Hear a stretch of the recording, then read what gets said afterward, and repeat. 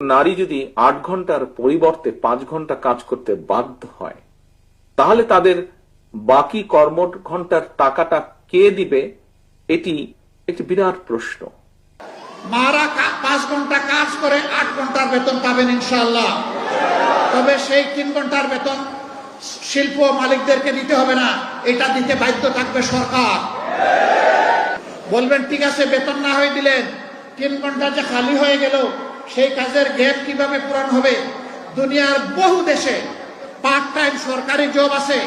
অনেক মহিলা ৮ ঘন্টা সময় দিতে পারবে না, বাসার বাইরে তার বাচ্চা আছে, সংসার আছে, এই জন্য জব ছেড়ে দেয়। তারা যখন দেখবে ৩ ঘন্টারও আমার একটা সুযোগ আছে, বলবে ঠিক আছে, সেই ৩ ঘন্টা আমি আমার প্রয়োজন পূরণ করে আসি।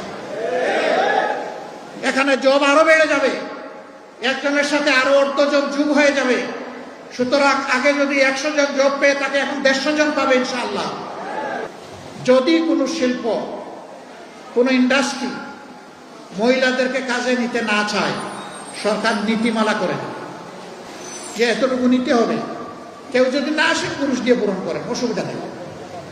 আবার মহিলাদের মাঝে, নারীদের মাঝে কেউ যদি বলেন যে আমি ৮ ঘন্টা কাজ করেই ৮ ঘন্টার বেতন নিতে চাই, তাকে সম্মানিত করা হবে বাড়তি ইনশাআল্লাহ।